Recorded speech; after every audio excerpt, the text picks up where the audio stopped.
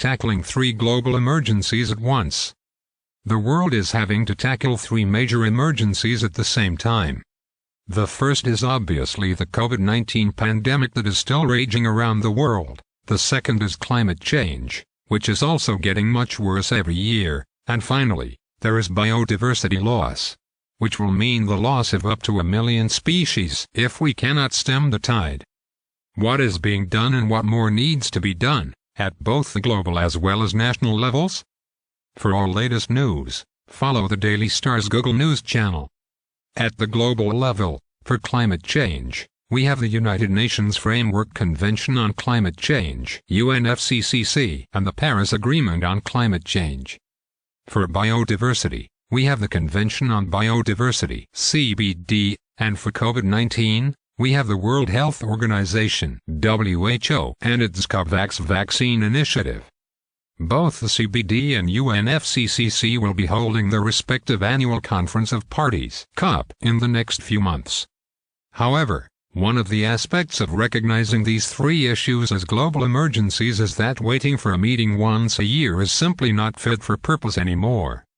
As climate activist Greta Thunberg keeps reminding world leaders, an emergency requires that we drop everything and deal with the emergency.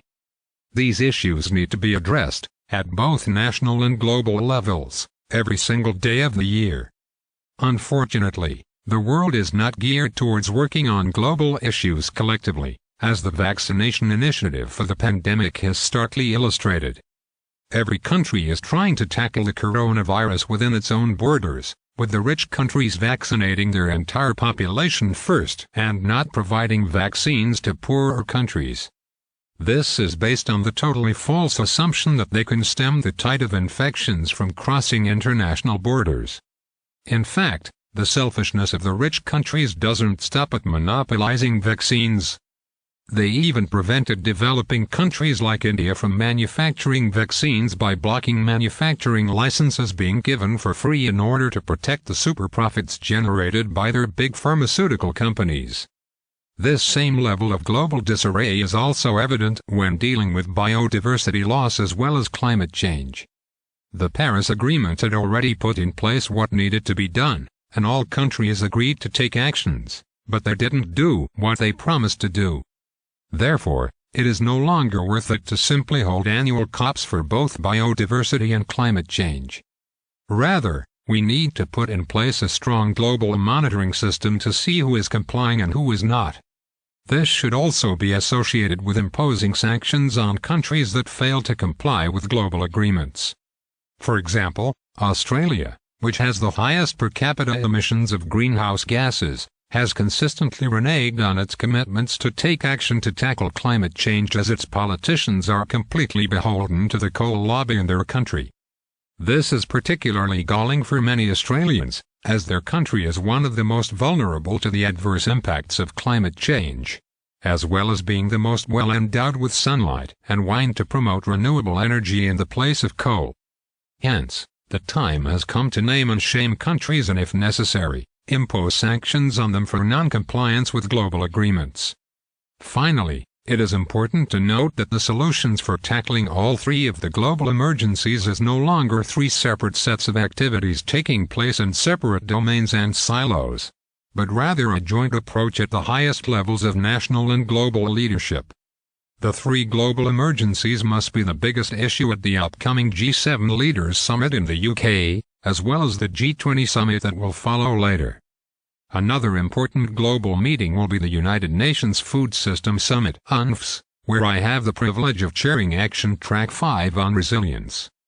This is being run as an innovative people's summit where we are taking ideas from all sectors of society and all countries to come up with a set of solutions to be implemented over the coming decade in order to make our national and global food systems more resilient than they are at present. The UNFS will not be just another agreement that countries sign on paper, but rather actions that coalitions of actors will take forward in new and innovative ways. It is clear that we need to find better ways to engage with different sectors of society across the globe to tackle the 3 emergencies effectively. In Bangladesh, we do have some positive recognition of the 3 emergencies, as our parliament was the first to declare a planetary emergency. However, we now need to put that into practice and implement it, which is not happening fast enough. A significant opportunity to fast-track the implementation of ways to tackle all three of the global emergencies that are also affecting Bangladesh is the recently drafted Mujib Climate Prosperity Plan, which is being released as a draft for public consultation. This is the opportunity for all sectors of society in the country to engage in not just giving inputs to the plan, but in being engaged in its implementation. The essence of an emergency is that it needs all hands on deck to deal with it. This is equally true at national as well as global levels. Dr. Salim Ul-Haq is director of the International Center for Climate Change and Development at the Independent University, Bangladesh.